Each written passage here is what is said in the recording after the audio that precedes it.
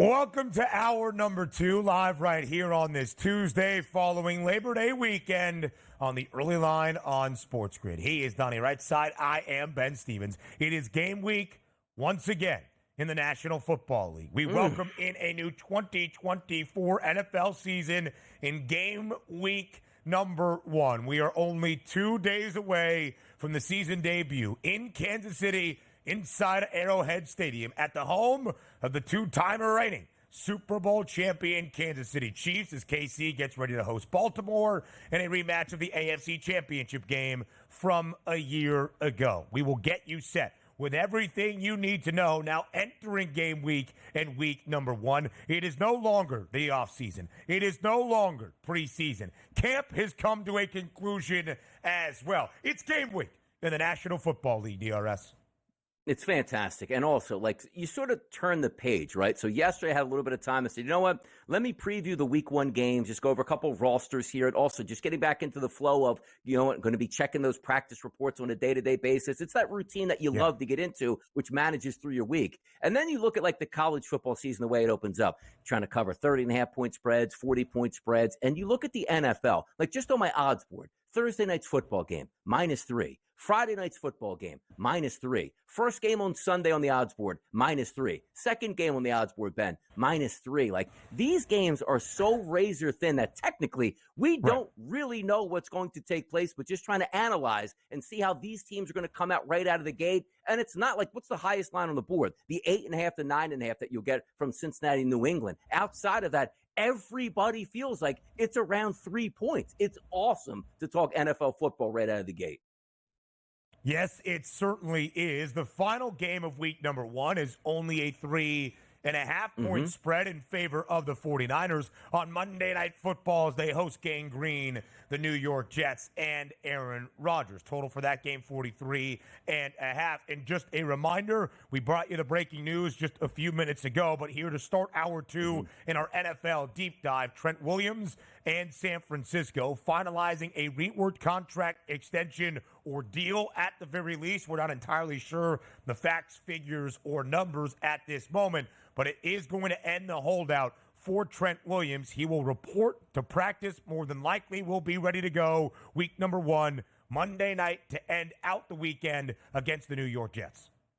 That's big, big news. And by the way, I always like to see this too, because if you take a look at the numbers, was anybody out there like, I'm not going to bet the 49ers at 3.5 because I'm not sure that Brandon Ayuk and or Trent Williams is going to show up, so I'm going to hold off, and then you bet into a 4 or 4.5 if it goes up higher. Like, understand, like sometimes, yes, I always talk about get the crystal ball out, but you didn't need a crystal ball to understand that those two players would be playing for the 49ers over the past 2.5 to 3 weeks when it looked like Ayuk's trade options really weren't there and he wanted to be a 49er. And nobody thought, well, Trent Williams, he could hold out weeks 5, week 6. I know he's done that in the past with horrendous football teams like the Washington Commanders, but they're lined up for a Super Bowl. He's not 28 anymore. He's 36. He just wanted a little bit more money. They gave him a little bit more money, and they're under center now. So I guess you could say, hey, you better grab that 3.5 because it's probably going to turn into 4 later in the week. We'll find out. But if anybody bet those scenarios, you're doing it backwards at this point here. Understand what you think is going to happen and make those bets based upon that.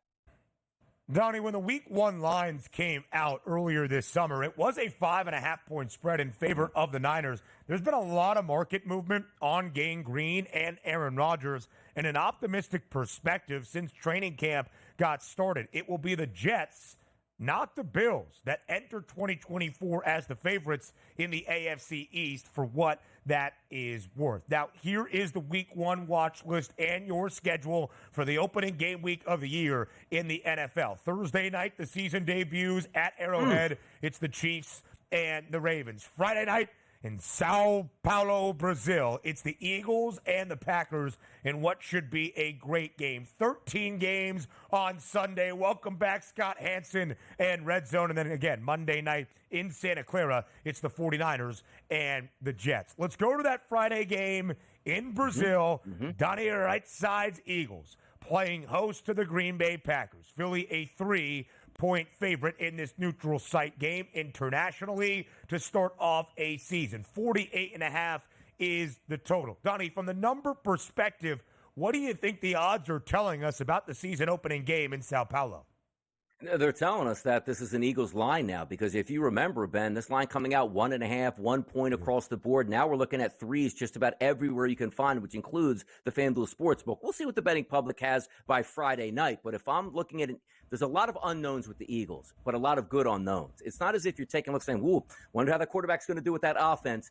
A very good offensive line, a very good tight end, the best wide receiving core in the NFL, and Saquon Barkley that we haven't seen anything out of here in the preseason. As I say that, we haven't seen the offense in the preseason, which more people are saying like, "Ooh, I don't know if that's a good thing," to wait till this team cooks against the Packers here on Friday night. Now, we'll see what happens. We understand it gets a little crazy on opening night, but I do believe the Eagles overall are the better football team. Let me ask you this, Ben, too. X in Brazil, there is no X.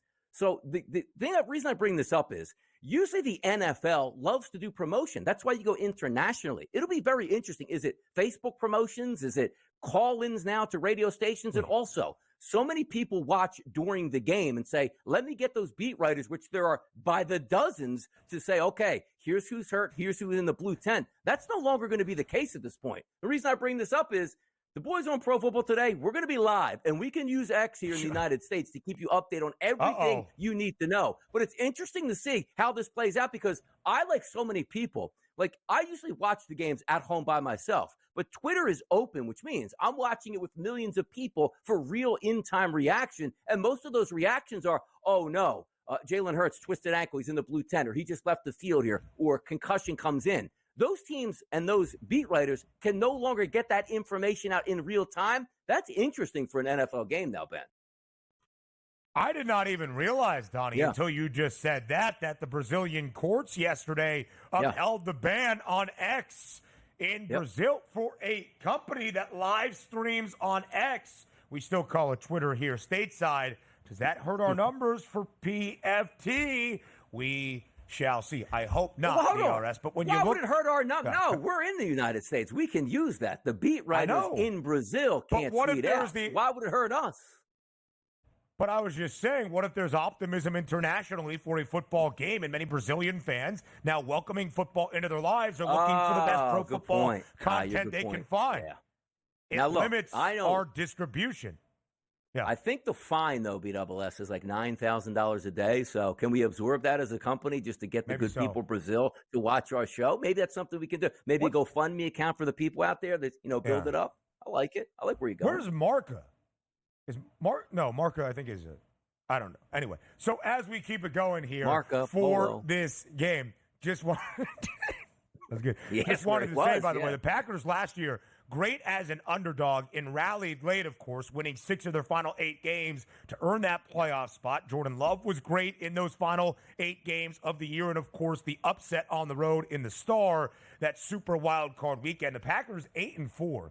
ATS as a dog last year. 6 of those 8 covers, an outright win. The Packers covering by an average margin of nearly 7 points per game as an underdog. A couple of rematches to start week number 1. The AFC Championship game rematch on Thursday night. Sunday night football, a rematch of the Super Wild Card game and the Lions' first playoff win in 32 years as Detroit will welcome in Matthew Stafford and the Rams again. The Lions, a 3.5-point favorite. Total, 51.5. I mean, the NFL not nailed this. Thursday night football game, awesome. Friday night football game, Brazil, awesome. Sunday night football game, Matthew Stafford goes back to Detroit. 2 teams you think are going to play into the playoff race here. And then the Monday night football game with the Jets and the San Francisco 49ers. And by the way, I love that there's a Friday night football game and probably will continue to be on opening weekend. You're supposed to have a bonanza, and we are getting that. And I'm so excited to watch it play out, BWS. Let's go. Total for the Rams and the Lions, the highest of week number 1. Plenty more football next. Day by day has been the theme in Cincinnati. And it's not just coach speak saying, hey, we're hoping to improve every percent each and every day as we get ready for a season. It's been the status of MarrChase, either showing up for practice or now in game week for the Bengals, showing up for Sunday's opener in Cincy against the New England Patriots. MarrChase missing practice to start this week once again. Zach Taylor, who has been confident his star wide receiver is going to be there all offseason long, has said a couple of things only for Chase not to show up or show up late to make Zach Taylor look a little bit fraudulent, if you will. So Taylor now measuring his words. Quote, we'll just take it day by day.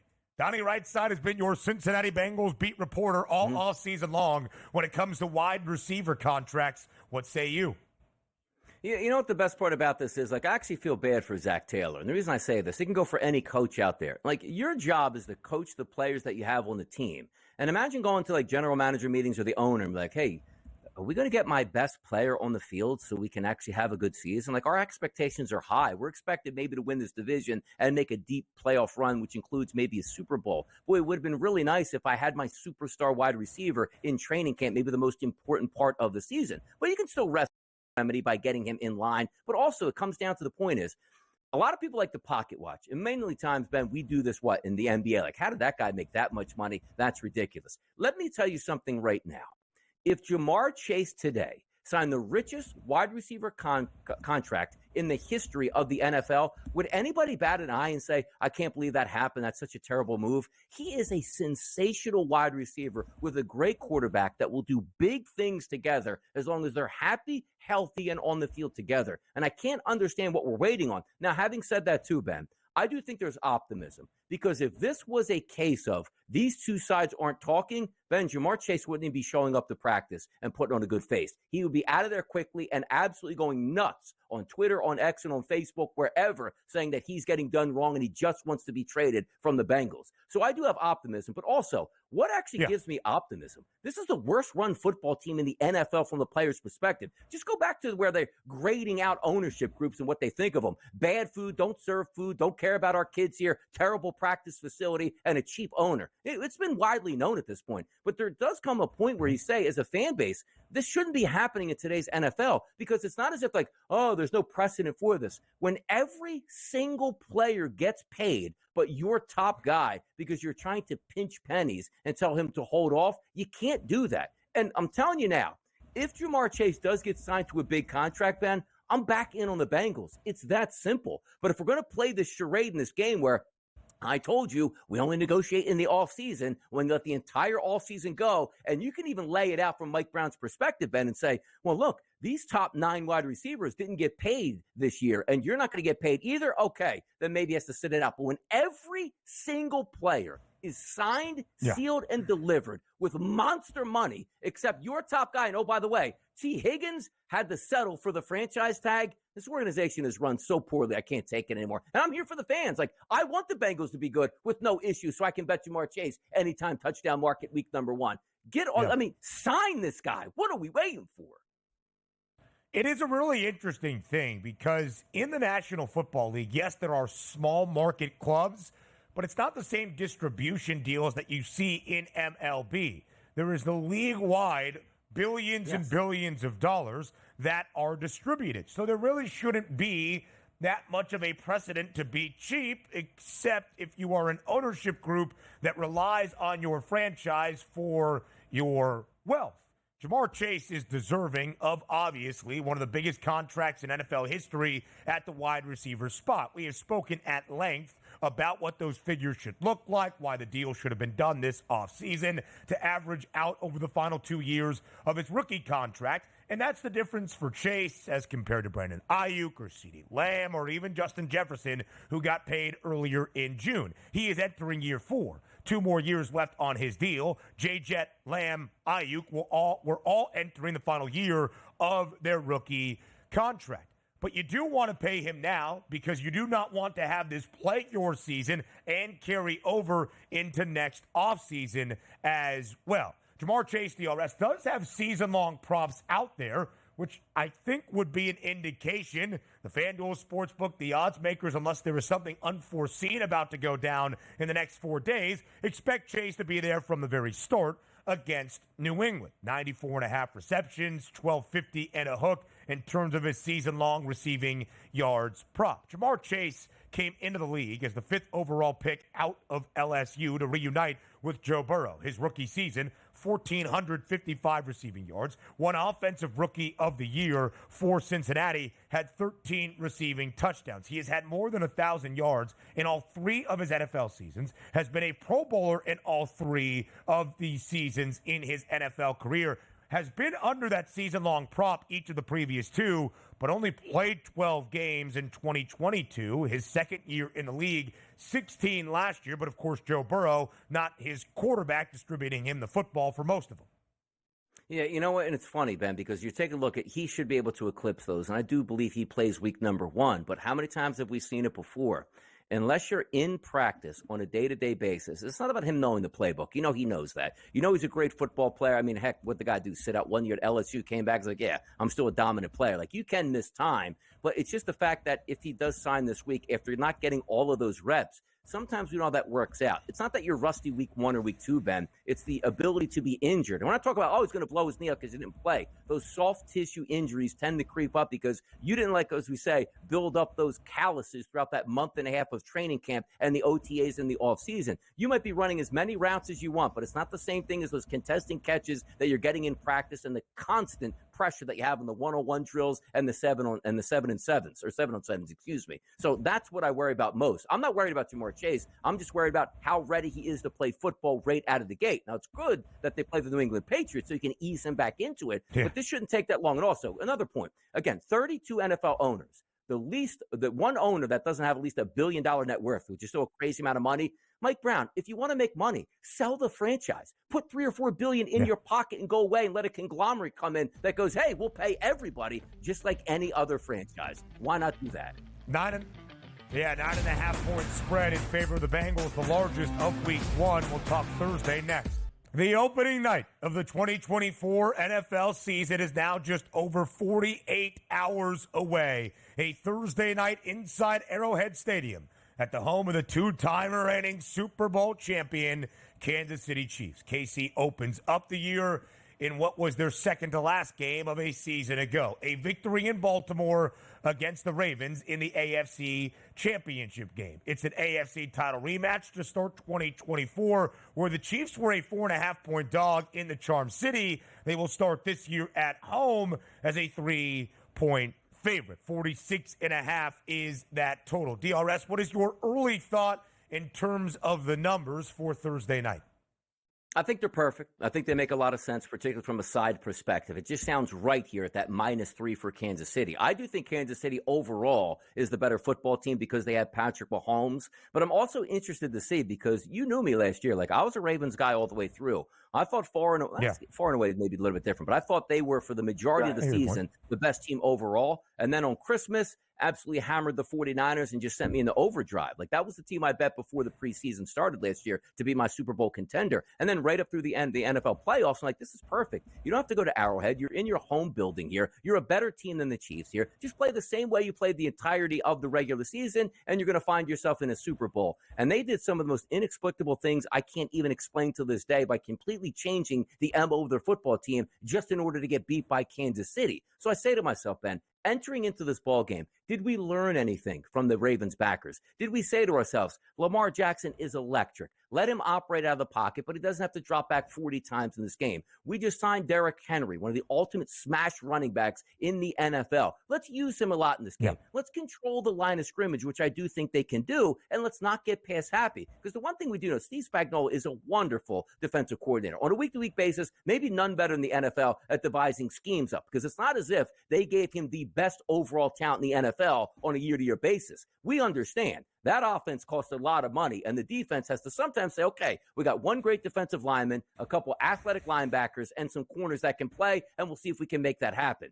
If you see any sort of game plan like the Chiefs had, Ben, last year in the AFC Championship game, they're going to get beat in this one. I do think this game has the tendency, and it's crazy to sound with these two offenses, to stay under the total, because I just think it's not keeping the football away from Kansas City. It's just having a balanced attack, which is what's going to work for the Ravens here opening night. Having said that, I still do think the Chiefs will win this game, and also, as I said, a slight lean to the under at the 46.5, but an awesome matchup right out of the gate. I just hope, if the Ravens want to be competitive in this game, which I think they will be, it's going to be Lamar Jackson running for upwards of 65 to 70 yards himself, and the same thing with Derrick Henry. Just don't get past happy, and you can win this game if you're Baltimore. It is something they failed to do in that AFC Championship game, expose Kansas City on the ground. The Chiefs last year, of course, were not the prolific offense that we had come to expect in the first 5 years of Patrick Mahomes' tenure as the starter in KC. They were defense-led, but the one weakness for the Chiefs defensively, giving up more than 113 yards per game in the regular season, bottom half of rushing defensive units in the National Football League. For whatever reason, Todd Monken took his NFL MVP and took him out of his game, that being Lamar Jackson. Donnie, of course, we have the two reigning NFL MVPs who have each won the award twice in their career. Mahomes in 2022 for the second time, Jackson last year for his second time in 2023, facing off on Thursday night. Just from the spread perspective, the Chiefs under Patrick Mahomes, who has been the starter since 2018. That's 6 seasons now. Of course, they have made the AFC Championship game all 6 years. They have played in the Super Bowl in that span 4 different times. They have won 3 or 5 different times. They have won 3 of those 5. All of that we know at this point. But, Donnie, they've only been an underdog 16 times since 2018 with Mahomes. 4 of them happening last year, including the AFC Championship game in which the Chiefs won outright. So being a home favorite is what KC is used to. John Harbaugh starts year number 17 at the helm for Baltimore. The Ravens since 2008, the second best cover team as a dog. It's the Baltimore Ravens, the Pittsburgh Steelers, the only 2 teams that have covered in more than 60% of their games as an underdog since 2008. And again, here are the props for Thursday night early. Put a pin in them now. We'll refresh throughout the week. And, Donnie, if you're optimistic about KC this year, you look at the offensive numbers and expect them to improve. I do. And also, Brown is not going to play in this football game. When he gets back, that adds even another dimension where they got some speed that can get downfield, which is something they lacked outside of losing Tyreek Hill. But if I'm being honest, Lamar Jackson, 46.5 rushing yards on the FanDuel Sportsbook, he's going to get that. Very good look, DRS.